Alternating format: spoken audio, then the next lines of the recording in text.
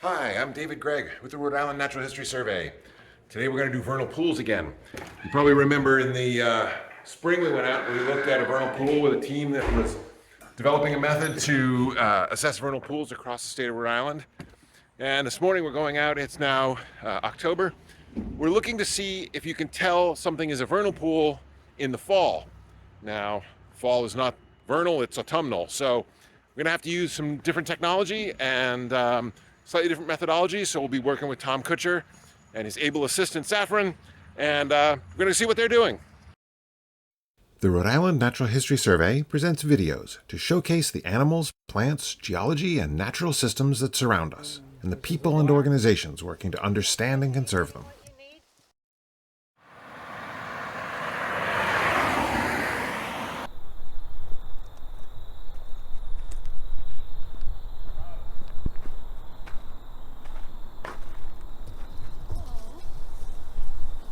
Oh, am I on?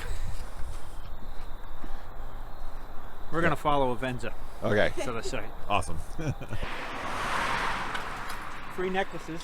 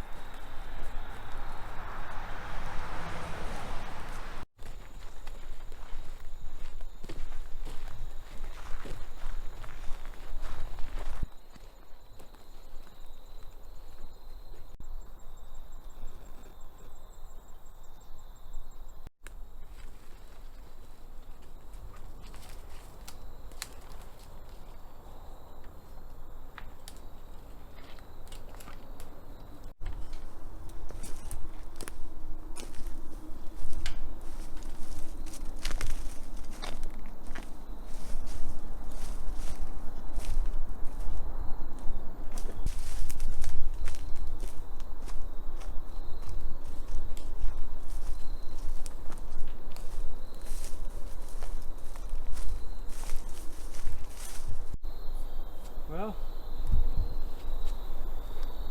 it's not your usual one.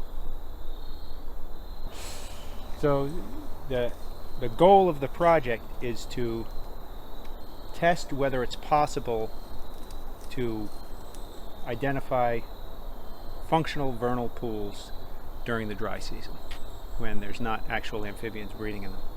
Depth of the edge of the open basin for the depth of the middle of the basin to try to get open basin depth.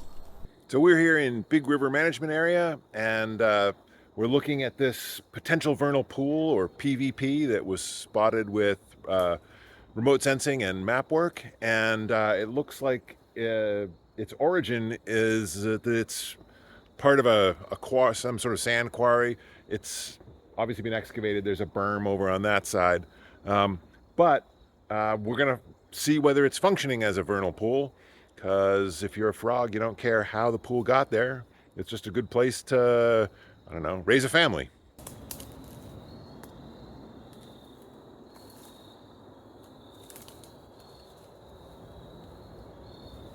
So is this the same field form that we saw you using in the spring? No, it's entirely different. So it has some of the same attributes on it, but mostly it looks at whether there are, well, first it does look to see if there are any animal indicators, same indicators we might see in the spring, because some pools have a longer hydro period and they might be flooded, into the fall, or maybe even through the fall, even though they're vernal pools. But what we're really focusing on are open basin depth, which is the depth of the basin from the edges to the center, using watermarks on trees or trees at the edge of the basin as indicators of where the edge is, and then finding the deepest point. And we use a surveyor's level to do that. And we're also looking at plants in the deepest section of the basin. And John Mitchell, a scientist from here in Rhode Island, did a study looking at what wetland plants are best indicators of hydro period and what length of hydro period each one of those indicators represents. So using the plants, we can tell the length of the hydro period and whether it's long enough to support vernal pool species.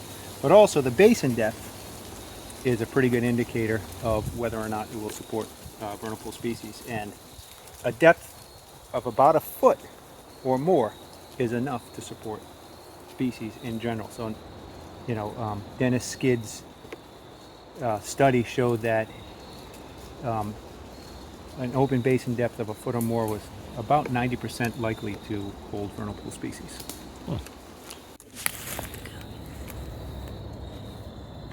So we can see an ice scour mark on this tree.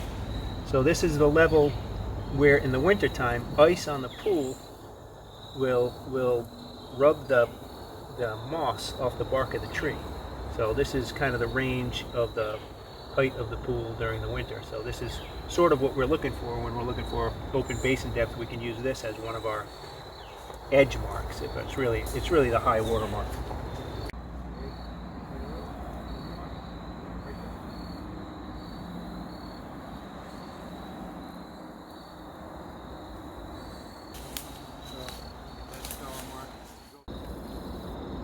Okay, away from you a little. Right there.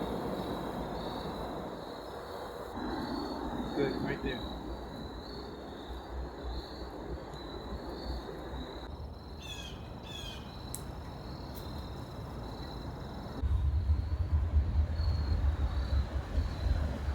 .61.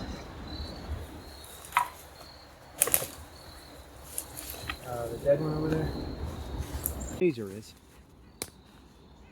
We take measurements at all the trees, right?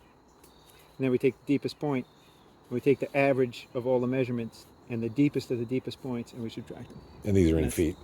That's in feet. Yeah, so this pool is over 2 feet deep. 2.2¼ feet deep, or 2.28 feet deep. Or up to that deep. Cool. Yes. Yeah.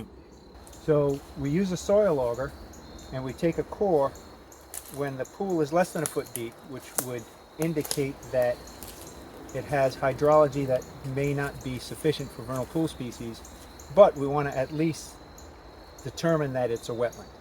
So with the soils, we can look at the soils and determine whether it's a wetland or not based on the characteristics of the soil.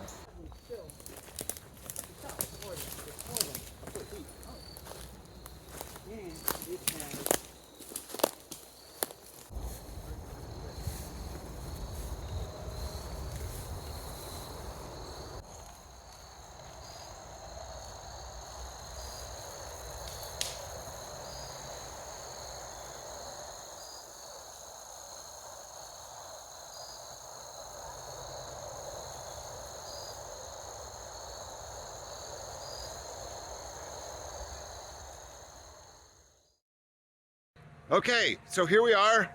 Now, Tom Kutcher's out there on the excavator, and the first thing we do is we dig 4 or 5 feet down in the bottom of the vernal pool, and we look at the soils to see if they're hydric.